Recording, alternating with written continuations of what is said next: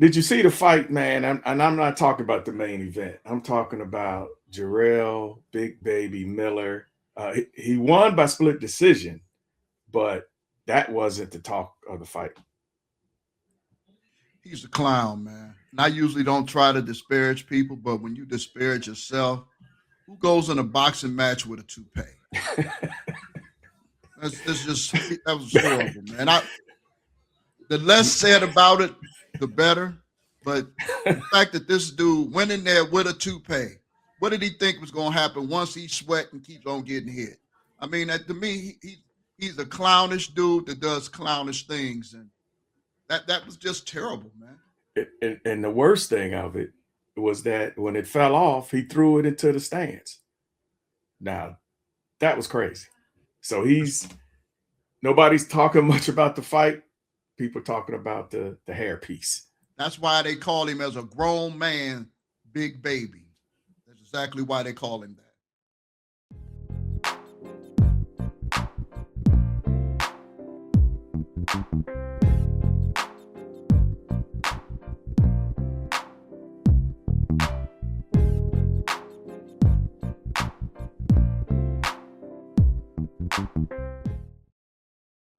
Welcome to the Sports Brothers Show. I'm Branson Wright with my man Delvis Valentine, and we're going to talk about quite a few things today in sports. But before we do that, we could talk about our guests this week, comedian Chris Spencer and sportscaster Taylor Rooks. But before we get into those interviews, Delvis, there has been all 10 coaching vacancies, head coaching vacancies in the NFL have been filled. The Browns had their press conference on Tuesday, and here we go. We jump right in. But the big news is not one brother was hired, not one black man was hired as head coach. And this is supposed to be the era of the Rooney Rule that's going to make things fair. So, what was your initial thought? Although this is something that you predicted, but now that it has settled, what's your thoughts? Nobody is telling in the in the general public what's really going on, and that is you have a bunch of MAGA people who are team owners making MAGA decisions. Don't know much about Todd Monken here in Cleveland, but Jimmy Haslam is a dyed in the wool MAGA. It wouldn't surprise me if Monken is a MAGA. You know they're doing something wrong when they keep on insisting that, yeah, we do have a minority hire, Robert Sala. He's no brother. They know what we're talking about. When 60 to 70% of your labor pool is black and 60 to 70%, no, 80 to 90% of your coaches are white, there is a problem. And the problem is MAGA. Trump has, that bum orange freak Trump has convinced these people that hating black folks and being racist and so-called DEI, well, you can't give the job to them just because they're black. No, because they're qualified. Eric Bieniemy has won Super Bowls as offensive coordinator. Brian Flores has won Super Bowl defensive coordinator. Just off the rip. They can't get it. Byron Leftwich, Super Bowl winning offensive coordinator. And it's supposed to be an offensive league. I just named you two that got Super Bowl rings. The only one that got a Super Bowl ring as a head coach is Mike McCarthy. That bum has had Brett Favre, Aaron Rodgers, Russell Will. I'm not Russell Wilson. He's had Aaron Rodgers, Brett Favre, and Dak Prescott as his quarterbacks with one Super Bowl, and that was way years ago. So unless they can have and I saw the press conference, man. I hate Roger Goodell more than ever because he was tiptoeing through the tulips. I thought he had a ukulele and was playing Tiny Tim. He was very uncomfortable answering the racist questions, but it's a bunch of MAGA owners, and he's the puppet for the MAGA owners. And it ain't gonna never get no better, bruh. No matter until brothers say, hey, since we can't be coaches, hey, since 89% of the coaches are white, play with 80 to 90% of the players being white, and see how many how many people will come see that? Come What go see bother it. what bothered me, Delvis, is the fact that he talked about the Rooney Rule. We're talking about Goodell at the press conference, the Super Bowl, and talked and said that the Rooney Rule was working, but there's some things that we need to look at. Now get this: the Rooney Rule started in 2003, and granted, it only started because Johnny Cochran threatened to sue the NFL because of their hiring practices. That's why they Right. brought it in. Correct. So since 2003, 5 times when they've had these coaching cycles, openings in the offseason, 5 times black coaches weren't hired. Now this is supposed to work, and you have the Rooney Rule in, and 5 times you didn't during these cycles you haven't hired coaches. So I have a problem with it, as most people do. That as we know, actions speak louder than words, and right now it's just lip service when it comes to the Rooney Rule. And then, bro, people also are looking at the coaches. What about the general managers? You had general managers that lost their job, black general managers, yet you have qualified people. Louis Riddick, you hear him every week. People forget he was a pro player personnel guy. He ain't getting no interviews, but these bums are interview Philip Rivers for a head coaching job, and all he is a high school coach. Nobody called these bigots out. I'm calling them, they're a bunch of bigoted team owners because we've seen this before when a bum Trump was president. Remember how they colluded against Colin Kaepernick? Oh People yes, forgot the collusion happened under Trump when he went and said, what he said, something about called them sons of bitches or something like that. right, I right. ain't forgot that stuff. So why are people in the media scared to call these bigots for what they are, just bigoted individuals making bigoted decisions? And like in Cleveland, Todd Monken and Andrew Berry's not off the hook, bro. Andrew Berry is not off the hook because he participated in this sham. He went ahead and interviewed Anthony Lynn, knowing he didn't have a snowball's chance in hell in getting a head coaching job. Yet you participate in that. It's bad for Barry because your dad is one of the journalistic greats in black journalism. He's a great. Yet you participated in this sham. You have blame as well, dude. And that's why they better be glad they not seeing me. They didn't see me yesterday for the press conference. They gonna see me, and they gonna know. Branson, you already know. They know I'm coming with it. And if you look at the hires that Monken has made so far, it look like BYU, a token brother, and a bunch of white dudes. If you remember Stefanski, his first staff, what happened? Bunch of white dudes, and he held over Stump Mitchell. So what he'll probably do is he'll realize, oh wow, I have all white people. That was with the Baltimore Ravens and couldn't win playoff games with the league MVP. So these are the people you want to bring on, man. Please, So we can do what we can as journalists. Jerry Brewer, for the Athletic, I almost called it what you call him. Jerry Brewer for the Athletic did a great article bringing up these issues that we're talking about, and with the media doing all we can to bring attention to this, now it's time for the players to step up. I think if the players step up, that that could make some changes. And if you look at what happened in the NBA, as far as the owner for the Clippers, and the players said, "Hey, we're not playing." It was a playoff game. We're not going to play in this playoff game if this guy's still the owner. And then the change was made. So waiting around. I mean, we had somebody on a Facebook. He talked about wait around and it'll be another cycle. Did Martin Luther King wait? Did Paul Robeson wait? It's not a thing about waiting. You have to step up and say some things, and to if you want action to happen, you can't just sit around. yeah. Waiting is just like what they told. Uh, just shut up and dribble. That's what they told LeBron James. But if I find him very, very, you know, he's not a communist, but he has some communizing ways. when you asked him a question at the press conference about this, man, that dude sounded more corporate than that dude Scott Turner, the token Negro that Trump has in his cabinet when he's talking to Congress. That was a patronizing bum answer. Yet he was he was blacker than shoe polish a few years ago when he was with Miami. What happened? What happened to when LeBron had his podcast? He didn't choose a brother. He chose J.J. Redick.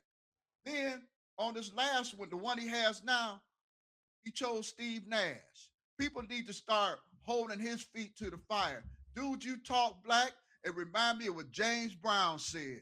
James Brown said it better than me. You could talking black, walking black, and living all the Negro you can. That's LeBron James. This is why I asked LeBron that question at the press conference, and the question I asked him was about, what was his position with the lack of black men being hired as head coach, and I go back to in 2018, he said at the end of the day, when I decided I was going to start speaking it up and not giving a bleep about the backlash or if it affects me, my whole mindset was it's not about me. My popularity went down, but at the end of the day, my truth to so many different kids and so many different people was broader than me personally. So that was LeBron James 2018, totally different response just last week when it And this comes is to black coaches. one major criticism of LeBron James. I can't criticize nothing on the basketball court, but I'll tell you this, my brother. He takes care of people in his circle. He takes care of people in Akron in his neighborhood.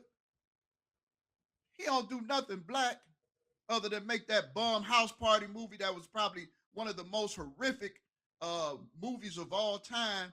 I mean, it wasn't even straight to video. It was straight to the garbage can, to be honest. But I'm just waiting for these guys. It seems like no matter what they say, after the NFL did what they did to Colin Kaepernick, bro, it seems like the players are scared because they don't want to affect their money. That's why I'll give the Clippers, and much as we are critical on Doc Rivers, we have to give Doc Rivers credit because he supported the players on that. And Steve Ballmer was the guy that signed this check, yet he still went against what he did. Players need to do more than that. Like you said, you nailed it, bro.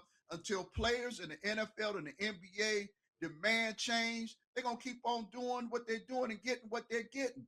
And now with the influx of gambling, there's so much money. There's pots of money here and there. They don't want to jeopardize that. But what about being a man? What about being a black man standing up for what's right? What about Well, we're definitely going to keep our eye on this news and the NFL, and all we can hope is that there'll be change, and not only hope, do what we can to make that change. and So we're every going to. real quick, B, Mhm. before we go to break, we have to commend the journalist that held Goodell's feet to the fire. It ain't like he had no layups from your Jared Bells and your Jason Reeves, and even Josina Anderson made something that I had even lost sight of. They talk about the Rooney Rule as far as the coaches. Look in that room that they did the press conference at. How many black media members did you see? And a lot of the black people like her appear to have wanted to ask a question and were not called on to ask the questions. But the ones that stood up and were able to speak, hey, bro, shout out to those journalists, Jared Bell, Jason Reed. If it's anybody else, I didn't recognize their voice, but them, definitely. So we're going to go with our first guest with comedian Chris Spencer, and we're going to follow that with Taylor Rooks. Comedian, writer, actor, serving as writer and executive producer on hit shows including Real Husbands of Hollywood, The Jamie Foxx Show, and Wild and Out, and the documentary Black Comedy in America. And today, his latest stand-up will be shown on Hulu called Goat Adjacent, which we'll ask him what that means. Ladies and gentlemen, Chris Spencer. Push the applause button when stuff like that happens. Thanks. Yeah, well, What up, y'all? hey, Oh, man, what's everything going is on? beautiful, bro. Oh, thank you. Life is good. Life is good. Appreciate you So getting up early, man. It's early on the left coast, ain't Yeah. it?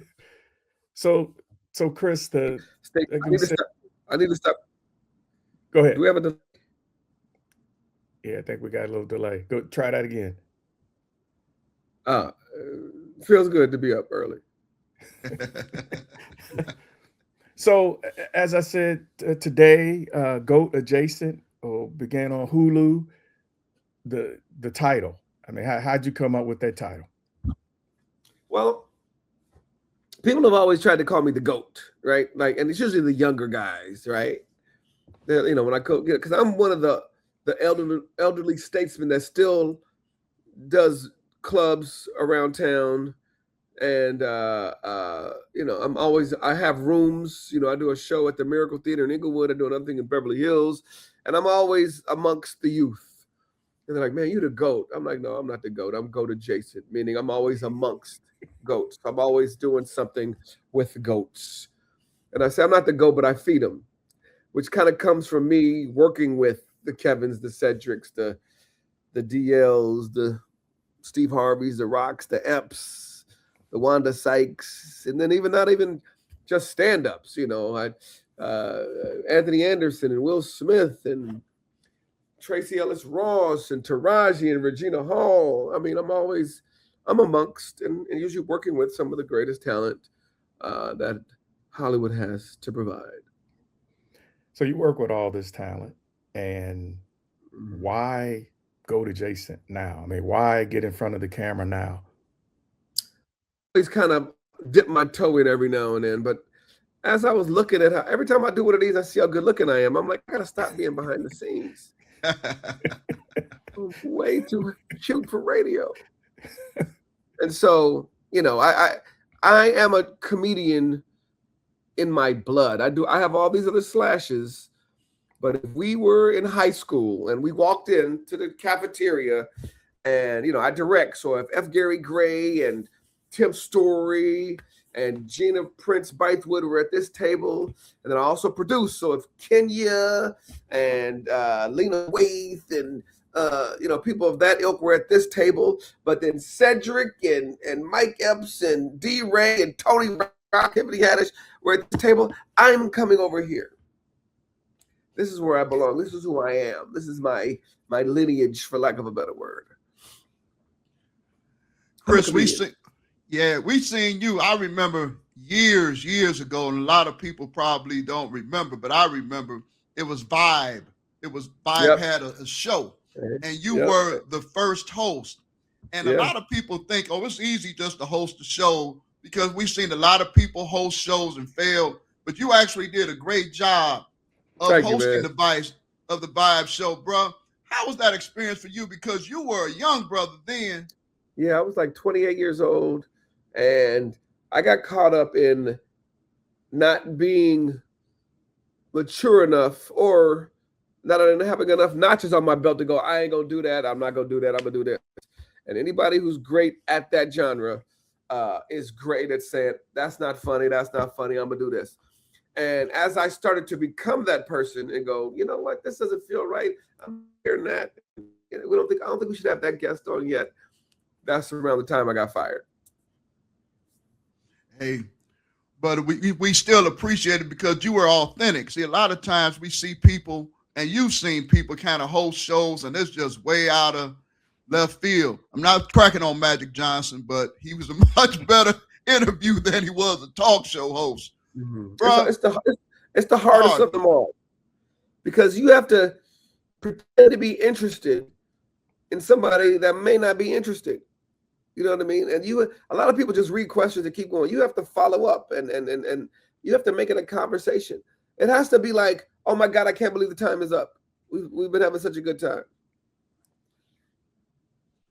Chris, now you do writing. You write for other people. Of course, you write for yourself. You write for TV shows.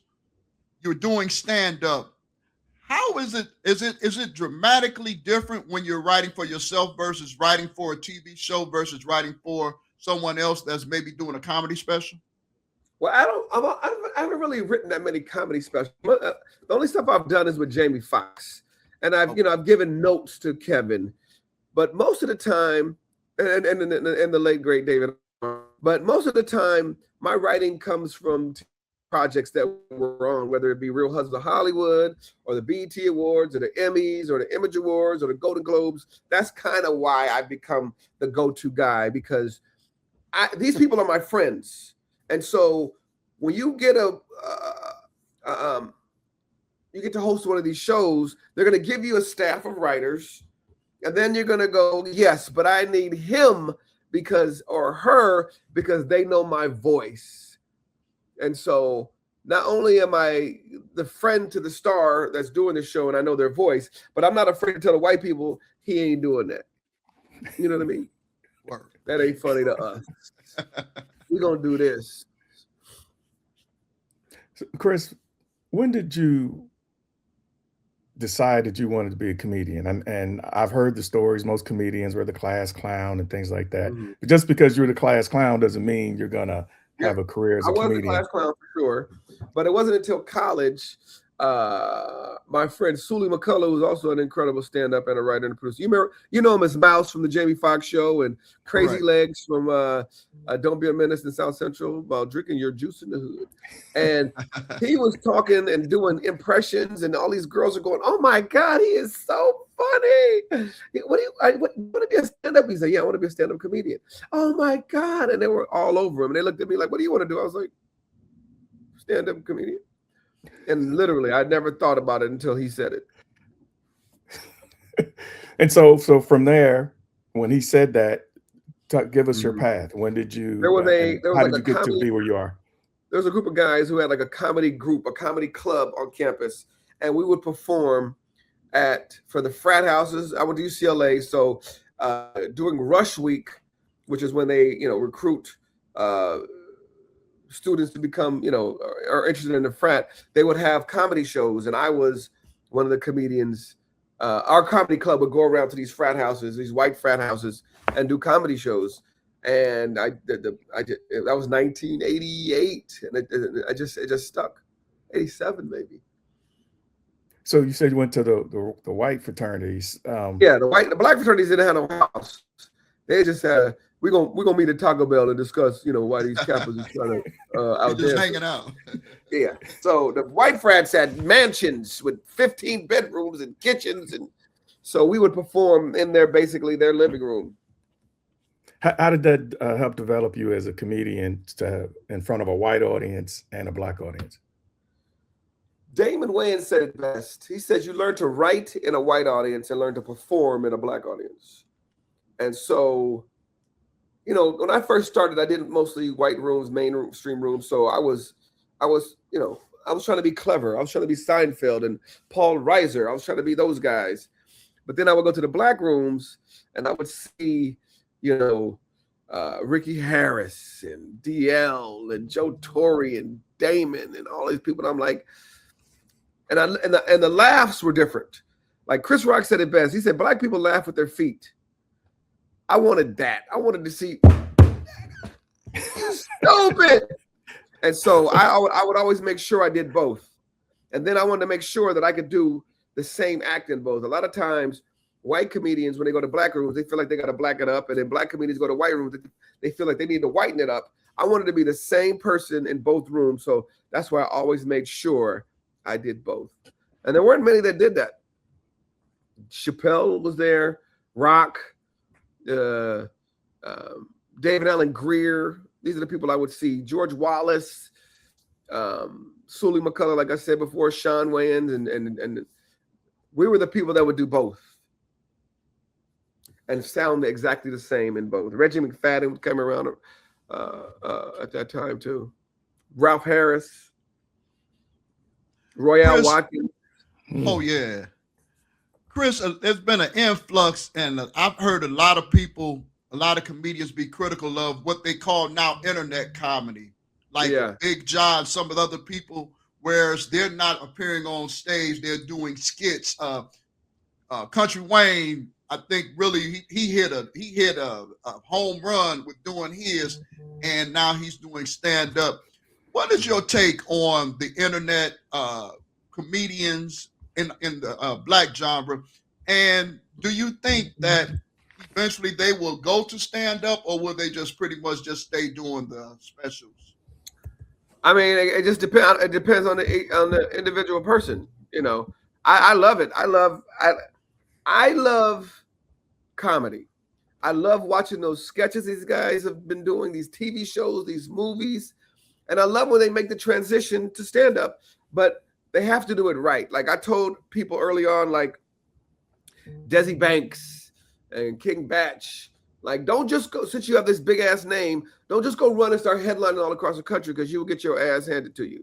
You need to go there and be like King Batch and Friends, Desi Banks and Friends, and you start to build who you are. You get to learn that material because, you know, it's different when you pee in a fan and you get 6 million people that like 6 million likes. You know what I mean? Like, you got to do 45 minutes of stand up if you're headlining a club. And if you don't have that material yet, which is what I told them, just be the host. Let's sell the tickets on your name. You'll grow. You'll get more time, more minutes, and you'll become better and better. Then eventually you'll be able to headline. Chris, I'm going to change gears a little bit. You and Branson have this kindred spirit when it comes to loving the Los Angeles Lakers. Mm-hmm. And what you're seeing this year, and a lot of people are questioning whether or not this is LeBron's last year. Will he and Luka be able to mesh? Not just scoring the ball hasn't been a problem, but defensively they haven't been as good as they've been. JJ Redick, who's still pretty much new in the coaching profession. What's your take on the Los Angeles Lakers this year, bro? It seems like they were balling before LeBron got there, right? And then it seems like they were balling when LeBron got there. And then I think LeBron was like, you know what, this is my team. Why am I being AC Green on my team?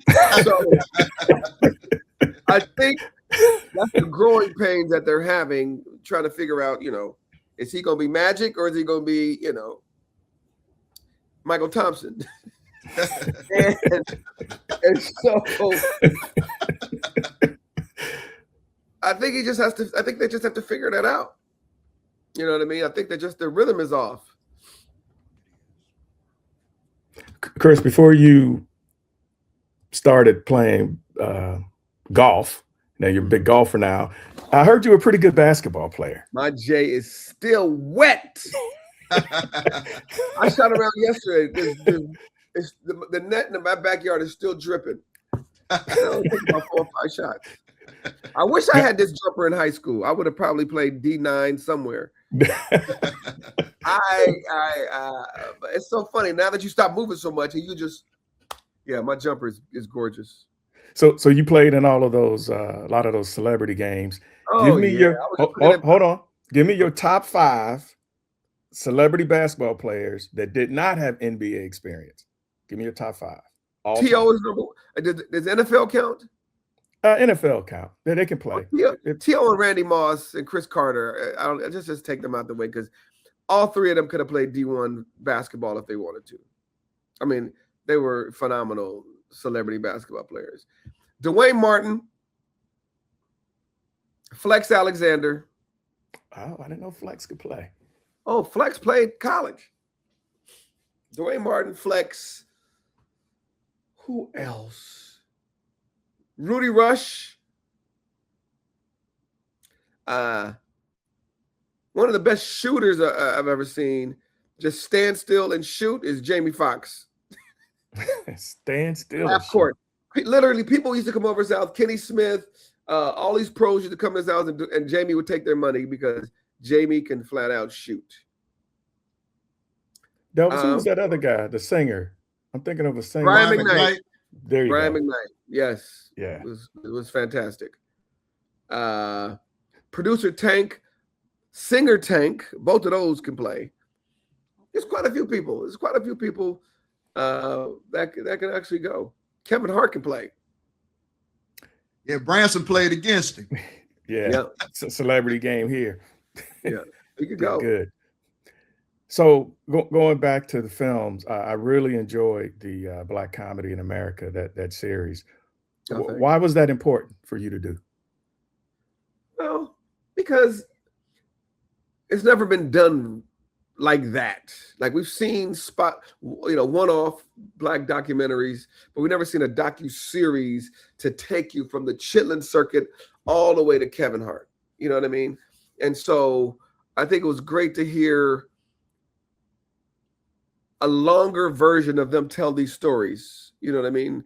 From Marlon Wayans to George Lopez to, we had Marla Gibbs on there and Kim Whitley and the daughter of Bernie Mac and Al Sharpton and Dr. Boyd. Like we had an array of different people talking about their experiences in growing up watching Black comedy. And to hear like 4 or 5 people have the exact same story of sneaking and listening to Richard Pryor with this little one cassette that they had. So we all got the same story. And like it was universal. And so to hear everybody share these, we thought were unique stories, be very similar, it was incredible. Chris, in your opinion, because you're in Hollywood, you know what's going on. Why hasn't the Richard Pryor movie been made yet? Because we've heard a lot of, it's supposed to be Mike Epps, it's supposed to have been Marlon Wayans. It was a bunch of different people that were rumored to play the role, but why hasn't that story made the screen yet? I think there's been a problems with the estate. You know what I mean? And whoever's controlling the estate, I guess they may want it a certain way and the studio may want it a certain way. And so I don't think they've ever been able to come to an agreement. I think that's something I've heard before. So I'm not quite sure, but yeah. And Eddie did a wonderful tribute to my man, one of my mentors, the late great Rudy Ray Moore, Dolomite. Mm-hmm. Is there a particular old school comedian that Chris Spencer would like to make a movie about? Where I would play him? Either play him or write and direct. Which one would you love to be involved in telling this story? Homie, I think Paul Mooney needs to have a story told. Yes. Yeah. Paul Mooney's got one of my favorite jokes. You ready? Okay. He says, they got this movie called Monsters Ball. Monsters Ball, where Halle Berry is sleeping with Billy Bob Thornton. They always take our best and put it with their worst. Well, I want to see our what do you say? I want to see our worst with their best. I want to see. Oh God! Now I don't want to say it because what he called it was the worst is not our worst. But he said, I want to see Brad Pitt and Whoopi Goldberg in Balling the Mountain. But I love Whoopi. But that joke back then, was funny. Would you embark on and far as putting that movie on the screen, bro? Absolutely. I don't know if it's a movie for the screen, but definitely for streaming.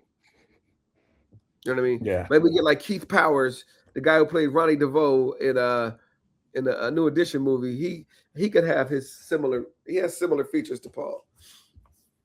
That'll be an excellent film. I'm hoping you can do that one. Yeah. But didn't you just get back from Europe with a certain comedian? Yeah, I was with Dave and I did 11 shows in London and in Paris. Dave who for our audience? You don't know?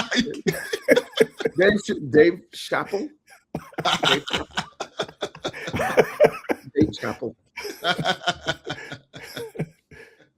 And what was that tour all about, sir? It was just Dave. Dave. You see Dave in these arenas, but you don't know that he goes and works out this material in 200 seaters and 300 seaters and 400 seaters. And so we played these.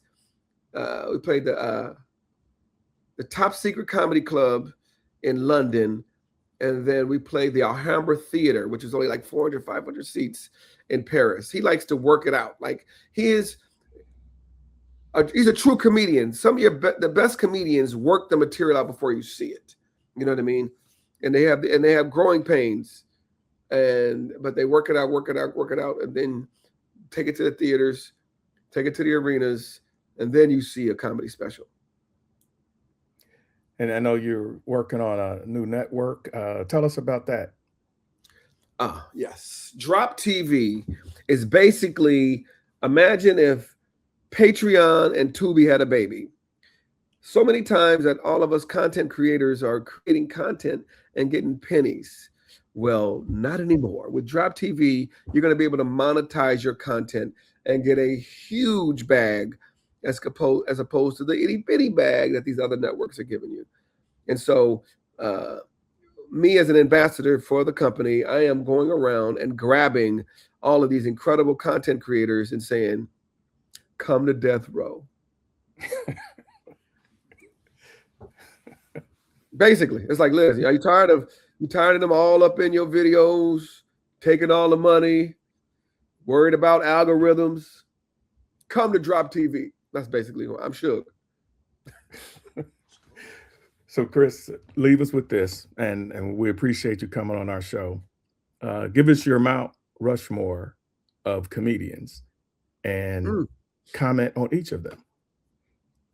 Richard Pryor, the truest storyteller in the history of storytelling in terms of honesty and digging deep and talking about stuff that we thought was taboo. Dave Chappelle has taken what Richard has done and kind of like tapped the ceiling and took it to another level, and talks and really pushed the button on things that, are we allowed to? Can we talk? So basically, he's almost like a fullback for all of us young running backs, even though he's the same age, he's younger than me, but he's basically blocked and opened up a pathway for us to get to the end zone. That's Dave.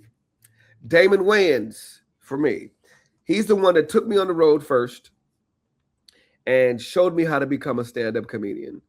And also another person who wasn't afraid to say whatever was needed to be said, and not shy away from taboo topics. Number 4, in terms of Chris Spencer and his growth, I need 5. Okay, you go 5. Fab 5. Yeah, okay. Fab 5. So I gotta go Eddie Murphy. Eddie Murphy was, in terms of, I need 6. Eddie Murphy, in terms of like brilliant stand-up with only 2 albums. He's like Biggie. He's got the 2 greatest albums in hip-hop damn near.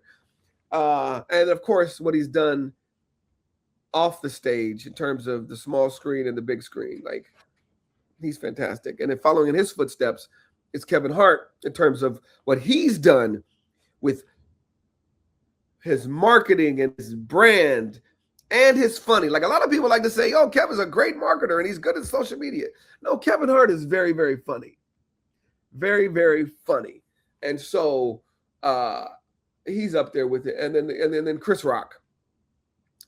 Chris Rock is a genius. And me, considering myself a genius, I figure that, a lot of times when I'm writing and thinking of jokes, I'm thinking, I wonder if Chris Rock thinks this is funny. Damn, Chris ain't gonna like this. Yeah, I better change this because, before Dave and Chris were popping, Dave and Kevin were popping, it was Chris Rock. You know what I mean? And we all looked up to Chris Rock and wanted to be as brave and as bold and courageous and as funny as Chris Rock. So yeah, them. Perfect. Go to Jason. Jason. A woman on there. It would top be 10. More, what'd you say? I said top 10. Top 10. Some more. Wanda Sykes. And when she ain't fucking around, Tiffany Haddish. When she's on her game, she's wonderful. But she is like, she has a disease like me. Like we am I running it off over time? I'm sorry. Man, we don't worry about small things, brother. No. Okay, yeah. Tiffany's problem is she's so gifted that she's always trying to dunk. Or she's always she's running out the clock with her left hand. Like, can you shoot the ball? Like she's When she should be, here we go. You know, I told you about comedians who work out and then they do all that stuff till they get to the theater. Tiffany's problem, because she's so quick and she has so much to talk about, she's doing her workout in the theater. And people are like, this bitch ain't funny. No, she's funny. She's just doing the workout at the wrong time. Work out the wrong time. Man, we appreciate you. Go to Jason today. Yep. And on Hulu. Right. We're looking forward to seeing it. We hope you could share our podcast with your millions and millions of fans. Done. Consider it done. Send me the link. Yes, we will. We'll send you the missing link. You appreciate it, bro. I mean, not a lot of people have your resume and still willing to help folks. A lot of times, people that's why the young people call me the GOAT. Man, come on now. One last thing, Chris. Do you remember how we met? I think I dunked on you at a celebrity basketball game in Cleveland. You were working for the Daily Planet, I think. Where was it, B? It was at the Chocolate Sundays. When I was covering the Cavs, Kim Whitley told me to go to Chocolate Sundays, look up my boy Chris, and that's how we met. Yeah. For those of you who don't know, I co-created Chocolate Sundays along with my childhood friend Poogie Wigington, and I think they're going on like 25 years. Wow. Great. Yeah, it was a good time. I loved those.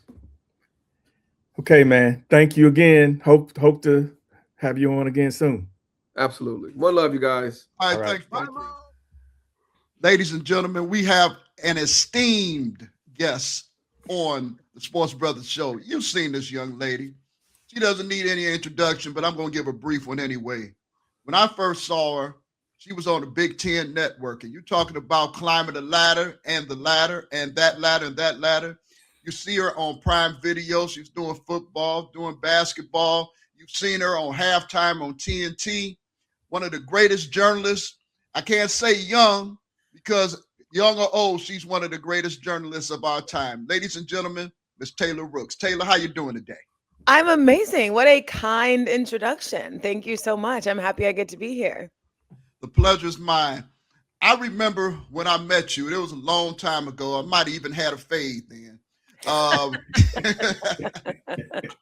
It was a program at the Intercontinental Hotel with Jim Brown and John Carlos, and I had met you. And I said, "Hey, I've seen you. You're on the Big Ten Network." And you said, "Formally, because I have another job." Talk about your rise up the media ladder.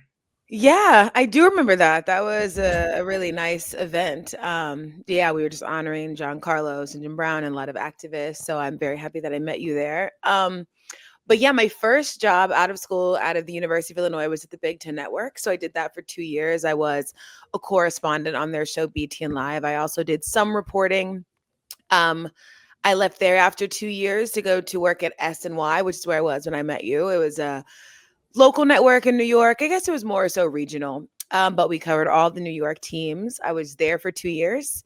Then after that, just felt like I needed to continue to grow and do more. So I went to TNT and Bleacher Report, which was the longest job I've ever had. I was there for 7 years, learned a lot. I got to have my own interview show. I was able to do some sideline reporting towards the end, but I also tried to get a lot better at things like live events while I was there. They did a lot of, hosting and things at All Star, and, just learning how to work with the crowd was a big thing being at Bleacher Report and TNT. And then when I left there, I went to Amazon where I was doing Thursday Night Football, and now I'm the host of NBA on Prime. So you did football, you're doing basketball now. Are there dramatic differences as far as your role, as far as, covering the games itself, as far as basketball and football? Oh, absolutely. More so just my role. This is the first time that I've ever had the hosting role at the desk for the shoulder programming around the game. Whereas with Thursday Night Football, I'm doing the feature interviews, which I also love, sitting down and interviewing players and coaches. That is something that brings me a lot of joy, having conversations. But yeah, in terms of being at the desk and, steering the conversation and making sure all the guys shine and creating an entertaining environment for the viewer and, kind of guiding them throughout the night, this is the first time that I have done that. And it is such an honor. I feel like I'm learning so much every single day, because anytime there is like something I haven't encountered, it feels very new. So I truly am learning at an incredibly high clip at this job, because every day just presents something that I have not had to encounter because I haven't had this kind of role before. So it's great. It certainly keeps me on my toes, but the biggest difference is in my specific role. Taylor, I'm gonna go back a little bit. Your dad was a legend at Illinois, and I believe your mom was a journalism major there. Yeah, she was. So, was it a given that you were going to go to Illinois, or did you actually have to visit and decide on yourself? I felt like it was a given for me. I knew that I wanted to go there.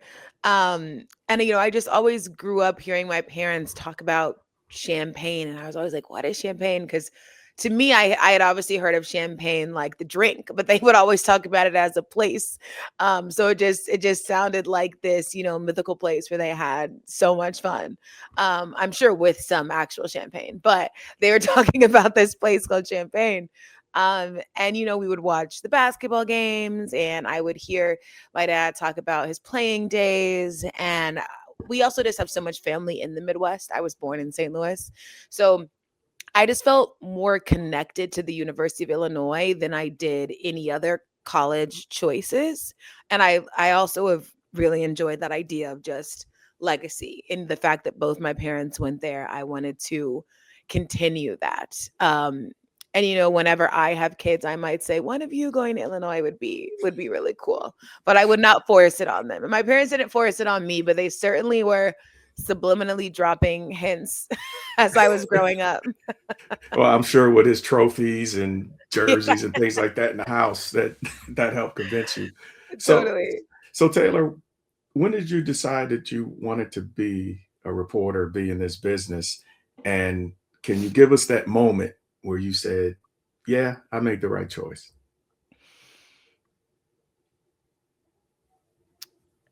So I mean it when I say, for as long as I can remember, I knew I wanted to like be on camera, reaching people, connecting to people.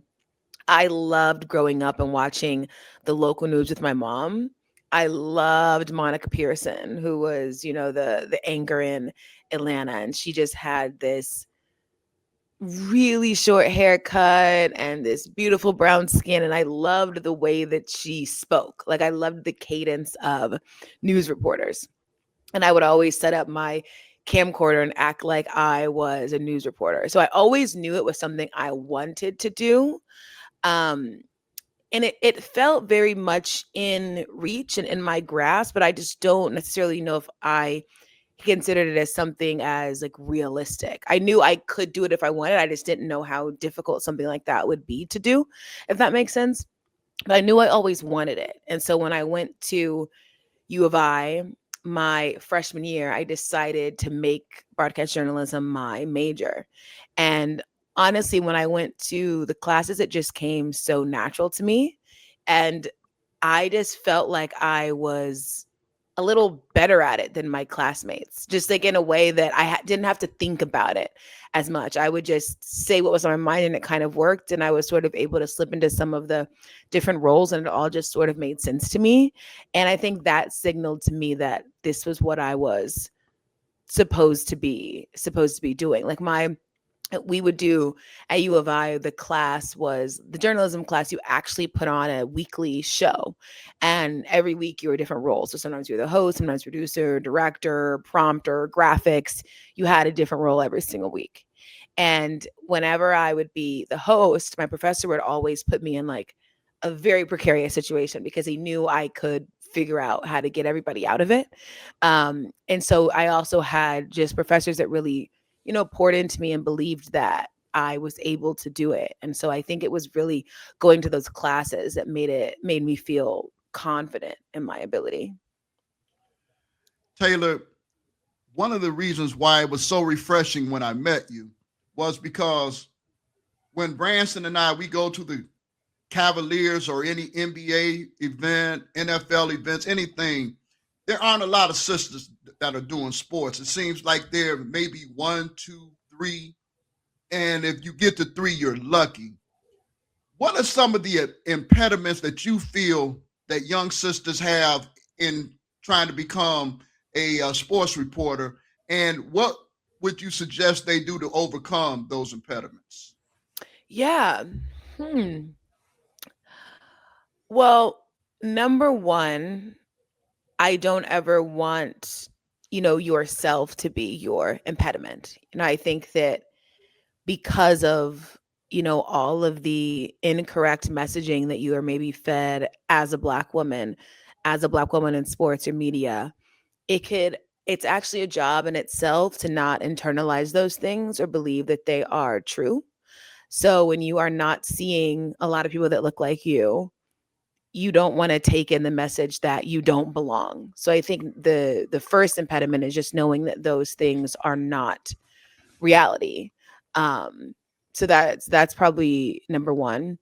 I think number two would just be, it can feel like it is like an uphill battle of, proving that you know what you were talking about, or feeling as though you have to make sure everybody knows that you're in the space because you love the work and you love the sport and you want to be great, sort of fighting against these ideas that you might be doing it for like the incorrect reasons. I think that is maybe that is women generally, but I'm just speaking as my experience as a Black woman specifically. Um, but then also, I think that it's hard to, especially right now, there's a lot of mixed messaging about what it takes to be a journalist. And also, I think what a journalist even is. Sometimes we're seeing that it's the person that gets a lot of engagement and has a lot of likes and has a lot of followers. Maybe they aren't speaking about something that is as substantive as you are, but you don't maybe have that same level of engagement. And then you're also maybe seeing that there still aren't as many, Black and brown women doing sports. And so you're like, what is the space that is carved out for me? But then there's also just so many different things. Networks look different, streaming looks different. It's just what people are looking for from journalists. It feels a little hazy. Um, and so you just have to have a strong sense of self and what makes you incredibly special. Um, and then I know this is something that all women deal with, but I think Black women certainly bear a large brunt of it, is just a general over sexualization or hypersexualization of women in media, which of course goes back to long, long, long, beginning with like Bartman, right? But I think that there is just and this is also something that I think it's very important to say, I think exists more on social media than anything. But the fact of the matter is social media is very much ingrained in young journalists now. It just is a part of the work that they are doing. Um, and that is certainly something that you're having to battle against, almost being seen but not being heard, and being seen in ways that you do not desire, but yet bearing the responsibility of how you're being seen. So, I think there's a myriad of things, but journalism, and I think, it has just changed so much from when I started, that now when younger, Black women will ask me about what would you do, to be seen, et cetera, et cetera, I can give the advice that worked for me when I was coming up. I don't even know if that would work now. So much of what worked for me was, being online and putting my stories out there, and it was able to cut through. But this was also at the very beginning of social media being used in that way. Now there's just so much clutter that I don't know how you would cut through in 2026. I'm rambling. I don't know if I'm answering your question, but No, you're but fine. there's so many different things have changed. Yeah, it's information that the young sisters and young brothers really need to hear, and I thank you for that. Taylor, who were some of your mentors as far as journalism? Were there any of the sisters that we see on television, or was there anybody else that mentored you along your rise to where you are today? Yeah, certainly. Carrie Champion is one that absolutely sticks out. She was the first, sports journalist I met that I had just such an incredible affinity for. I was just starstruck when I met Carrie. And I had DM'd her because I knew that she was going to be in Chicago. And she so graciously just said, "Here's my number. Come here. I'll meet you. We'll chat." It was wonderful. And she has offered me an incredible guidance ever since. So Carrie is one that sticks out the most. But then also throughout my career, people like Bomani Jones have just been somebody that I know I can go to for just like a smart opinion about the business, about life, about, the something that I should do that is different and creative.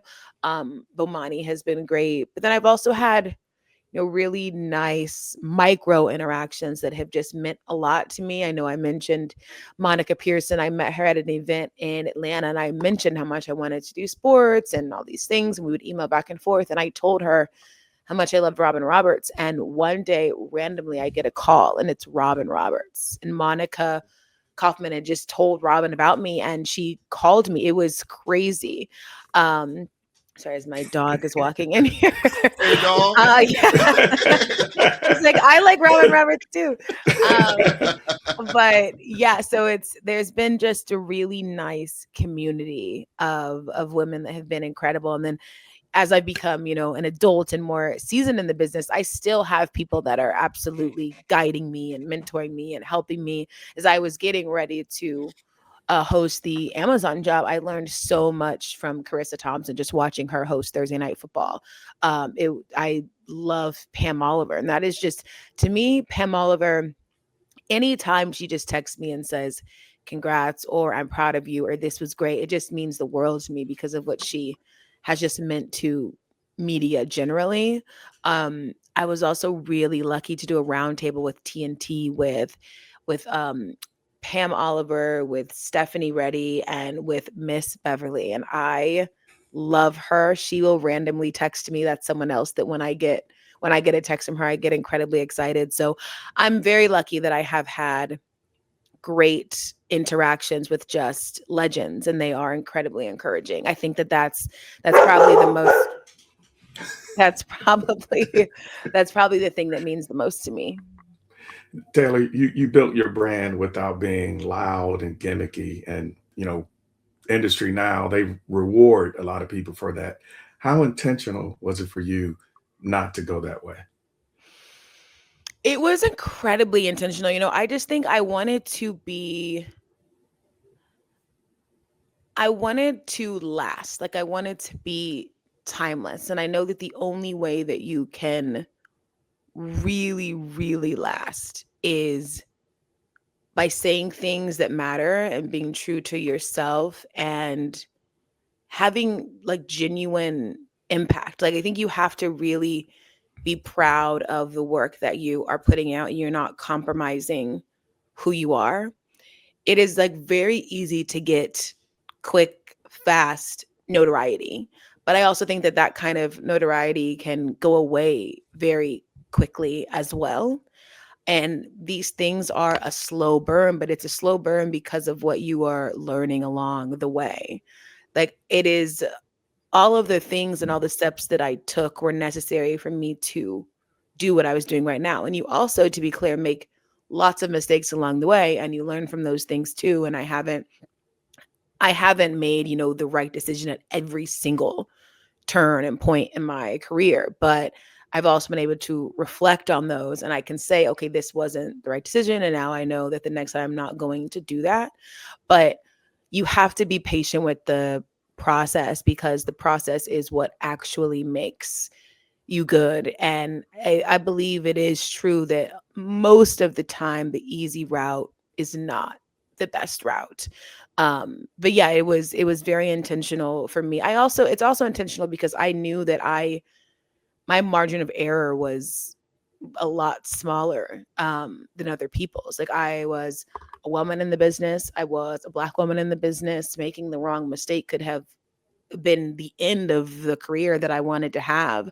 So I've just always been incredibly cognizant of that too.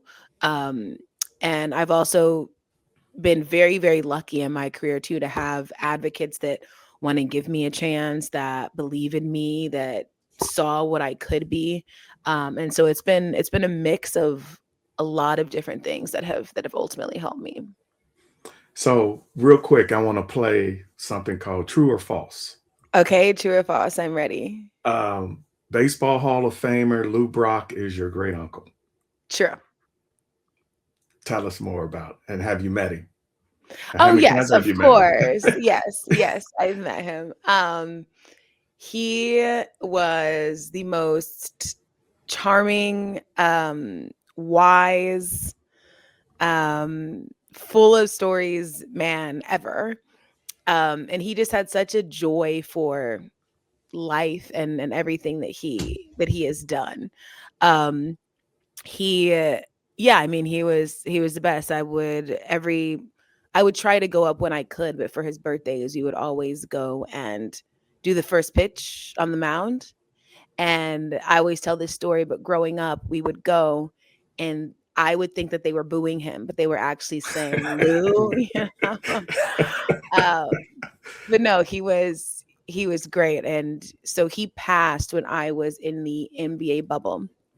And so I left the bubble early to attend the service. But it was really great just in the bubble, the amount of people that came up to me and had a nice story about my uncle. And ever since he's passed, anytime someone has told me about an interaction that they had with him, it is always so kind, and it is about the way that he brightened their day. So yes, he was an incredible, incredible uncle. True or false? Charlotte Flair is a good friend. Charlotte Flair is a friend of mine. She's the best. So my husband is actually very into wrestling. I was not super into wrestling before him. But now I certainly watch and I have my favorites. And so when I met Charlotte for the first time, I was like, I know this about you because I watch wrestling, and we have created a really nice friendship from that. She's great. She is just such a force. I watch her and I'm like, you are so scary in the best way. But she's incredible. And I think the greatest women's wrestler of all time.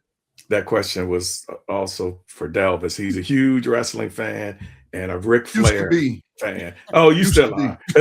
No. And my last true or false is Jack Harlow your best friend? He is. He is the best. Jack and I have been great friends for, oh my gosh, over 7 years now. Yeah, he's one of my closest friends. He spoke at my wedding. He's put me in really cool situations. I got to be in a movie because Jack was in a movie. I've been in a few of his like music videos that he has with his friends. And yeah, we've done really fun things. I've got to kind of travel the world with him and our friends. But he is one of my favorite artists. But maybe I'm also a little biased because he is a close friend of mine. But I think he's fantastic. Like 3 of my favorite songs are Jack songs. So yeah. Taylor, I want to just say this before we wrap it up because I know we only have a few more minutes. I commend you because it's so easy to get caught up in the rat race. Like you talked about things as far as being over sexualized. I know pro athletes are just like, well, I'm a military guy, just like military guys, just like policemen, that they really try to just come on to you. And you just have maintained that level of professionalism that I think should be a textbook on how young ladies should carry themselves. Was that just something that was instilled in you by your parents, or was it just something that you have these are my standards. I'm not compromising my standards. I am Taylor Rooks. Yeah, I mean, my parents certainly instilled, just integrity and respect. And that is just, I genuinely just I show up and I do the job. My boss always says like Taylor floats in and she floats out. And that's really how I feel. I'm there to do the work and then I go. But also too, I'm very fortunate that I have only been in situations where the men that I work with and the athletes that I work with have been incredibly respectful and professional. But I try my best to admit that as well. You have to be intentional about wanting to feel and be respected, and that's really in any arena for any woman. You have to walk in with that mindset, and I believe that the more you do that, the more it can happen. But yeah, I mean, this is, for me, it was what I knew I wanted and the path that I wanted to take. um and I'm not saying that the way that I did it needs to be how every single woman does it. And I am not looking to be like the beacon of that. I would say that the way that I have done it, I go to sleep at night very peacefully. And there are just some ways you can do it and you don't go to sleep peacefully. But I feel very good about the way that I've done it. Well, Taylor, thanks for spending time with us early out there on the left coast, and Yeah. we so appreciate it. And hey, we got a NBA season getting to the All-Star break, so I know you've been real busy as we get to the Yes, break. I've been I also want to say one thing real quick because I realized I was swapping people because I have also met Beverly Johnson, who was incredible. But I was talking about Jane Kennedy. Oh, So I okay. want Yes, to Cleveland also on. shout yes, yes, yes, I yes. want to shout out Jane Kennedy because she is incredibly encouraging. She sends me a text anytime anything good happens. She of course is the pioneer of pioneers. I always tell people she was the first like it girl that was doing the job at a high level. And just everybody wanted to be in the Jane Kennedy business. So I love Miss Jane Kennedy. And so that is who I was talking about. If you want to swap out when I said Beverly, you can put that in there. Okay, and she has a great book too, really good book, Yes, Real Life. yes. Mhm, Yes. for sure. Well, Yeah, again, we thank you for coming on our show, and if you don't mind, if you could share this interview Mhm. with your followers, we'd Yeah, of appreciate that. course. oh yeah, Thank you how all do so much for having me. I've thoroughly enjoyed it. Always good to see you. yeah, good to see you. Got about what 30 seconds. How can people follow you? So you can follow me on what? Twitter and Instagram, which is my first and last name, Taylor Rooks. Then I also have a Substack where I will write a newsletter twice a month. Ooh, excuse me. And that is taylorrooks.substack.com. So all those spots. And if you want to watch on air, I'm on Prime Video. Yes, exactly. Thank you again. And I Okay. hope I run into you again. Yes, I hope so. I'm looking Yes. forward to that day. Let me know anytime you're in LA. Thank you. Okay, Taylor. Thank you. Have a good one. Bye. You too. Bye. Wow, I enjoyed both of those interviews, Delvis. I'm glad we were able to get Taylor Rooks and Chris Spencer, and I look forward to speaking to them again. Phenomenal interviews with both of them. Shout out and hopefully they're going to share the interviews and we'll get more people listening to us. Although they may not like what I said about LeBron, hey, the truth is true. So the big story this weekend is the Super Bowl. You have Seattle and New England. Probably one of those Super Bowls I'm gonna watch with one eye on them and one eye on the stove. Not really interested in this game and that much at all. But if I have to pick somebody, I'm gonna go with Seattle because I have to go with the home team, Kobe Bryant, the safety for the Seahawks. I have a personal rooting interest in this game. As you know, one of my very, very good friends, Alonzo Highsmith, is a personnel executive with the New England Patriots, and they've written some wonderful articles. Alonzo lost his wife earlier last year, and she was his rock, and lost her. And they wrote nice articles. The team has rallied around him. So I know my brother is going to be there on the sideline. So I have a rooting interest for the New England Patriots, and that's the only way they're gonna get me in Boston. If they win and Zoe tells me to come up there, I'm coming. It's the only way you're gonna get there. Only way I'm going to Boston, man. So you with the Patriots, I'm with Seattle, and we'll see what happens. So another good show. Appreciate you all watching. Make sure you subscribe and hit the like button. And kudos to the greatest producer out there, and we're talking about Mo. And also, rest in eternal peace for our former producer, Mr. Leo Harris, when we were on Radio 1. Great brother, but we have a great sister. We are not going to give you all Mo's government name. It's just going to be Mo, but Mo is a she. All right, well, take us on out, big guy. All right. Thanks for everybody for listening. You have been listening to the Sports Brothers, and Welcome to the family. Looking for the perfect way to unwind after work? Slide through to Charterhouse Grill for happy hour, Tuesday through Fridays, 4 to 7 p.m. Enjoy $4 off signature cocktails, top shelf liquor, appetizers, and all wine, plus $2 off all beer. Great drinks, great food, grown folk vibes. That's happy hour at Charterhouse Grill, 991 East 185th Street, Cleveland. Pull up, unwind, we'll take care of the rest. Tampa, St. Pete, and all surrounding areas. Join us for the 2026 Tampa Bay Collard Green Festival, Valentine's Day edition. Love will be in the air Saturday, February 14th from 9 a.m. to 4 p.m. along the historic Deuces Corridor at 22nd Street and 9th Avenue South in St. Petersburg. This free, family-friendly celebration has something for everyone, including a family zone with a petting zoo, pony rides, and STEM exhibits, plus a free fresh collard greens giveaway while supplies last. Enjoy live music and entertainment featuring Grammy-nominated R&B star 7th Streeter. Learn about healthy eating through intergenerational agriculture demonstrations and experience the culture that makes our community thrive. Think you cook the best collard greens in Tampa Bay? You ain't never tasted a pot of collard greens the way I cook. Don't miss the Cash Fries Collard Green Cook-Off. And be sure to visit the TBCGF Taste Tent featuring Chef Lakeisha Harris, a nationally recognized culinary leader and award-winning competitor. Admission is free, so bring the whole family. We implore you to come hungry. Shop local vendors and celebrate culture, community, and health in the heart of the Deuces. For details and updates, visit tbcgf.org.